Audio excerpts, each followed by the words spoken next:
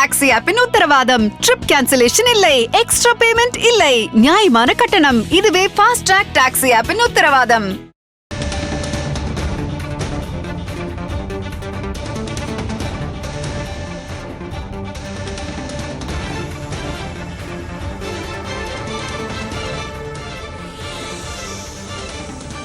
மத்திய நிதியமைச்சர் நிர்மலா சீதாராமனின் பதிவை பார்க்கிறோம் அண்மை செய்தியாக. உண்மையில் ஜிஎஸ்டியால் மாநிலங்களுக்கு நன்மைதான் ஏற்பட்டிருக்கிறது.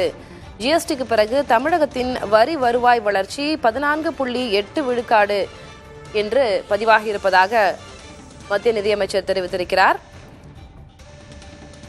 முன்பு பொருளாதார வளர்ச்சியை விட மெதுவாகத்தான் வரி வருவாய் வளர்ந்து வந்தது. இப்போது பொருளாதார வளர்ச்சியை விட வேகமாக வரி வருவாய் இருக்கிறது. ஆகவே தமிழ்நாட்டிற்கு 14.8 விழுக்காடாக வரி வருவாய் வளர்ச்சி இருப்பது தமிழக அரசுக்கு லாபம்தானே என்று சமீபத்தில் நாளிதழ் ஒன்றுக்கு அளித்த பேட்டியில் அவர் தெரிவித்திருக்கிறார். அதனை தனது எக்ஸ் சமூக வலைதளத்தில் அவர் பதிவிட்டிருக்கிறார். அது தொடர்பான அண்மை செய்தியை பார்க்கிறோம். கூடுதல் விவரங்களை வழங்குவதற்காக செய்தியாளர் கணபதி இணைந்திருக்கிறார். கணபதி, என்ன கூறியிருக்கிறார் இந்த பேட்டியில மத்திய நிதியமைச்சர் நிர்மலா சீதாராமன்?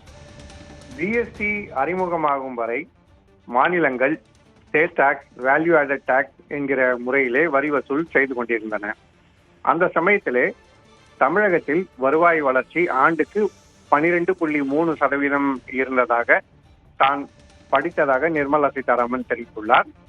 அப்படிப்பட்ட பின்னணியிலே ஜிஎஸ்டி அறிமுகம் செய்யப்பட்ட பிறகு மாநிலங்களின் வருவாய் வளர்ச்சி ஆண்டுக்கு 14.8% அதிகரித்திருக்கிறது.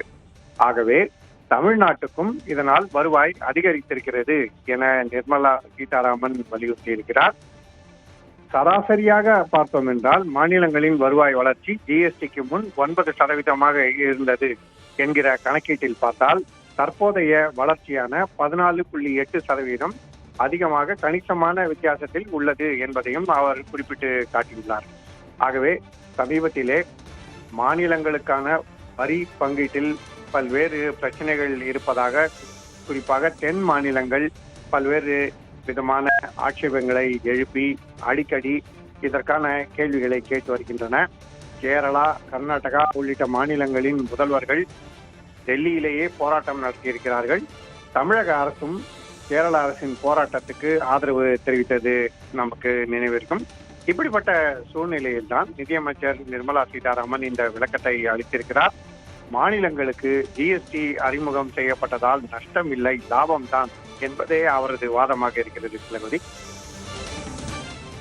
விவரங்களுக்கு நன்றி. கணபதி,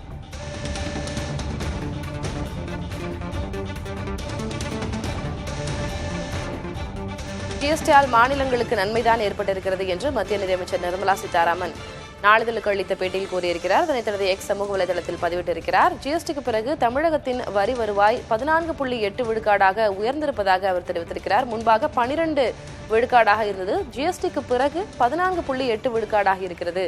ஜிஎஸ்டிக்கு முன்பு இருந்ததை விட மாநிலங்களின் வரி வருவாய் வளர்ச்சி அதிகரித்திருக்கிறது. எனவே இது மாநில அரசுக்கு லாபம் தானே, தமிழக அரசுக்கு இது லாபம் தானே என்று அவர் சுட்டிக்காட்டியிருக்கிறார். ஃபாஸ்ட் ட்ராக் டாக்ஸி ஆப்பின் உத்தரவாதம். ட்ரிப் கேன்சலேஷன் இல்லை, எக்ஸ்ட்ரா பேமெண்ட் இல்லை, நியாயமான கட்டணம். இதுவே ஃபாஸ்ட் ட்ராக் டாக்ஸி ஆப்பின் உத்தரவாதம்.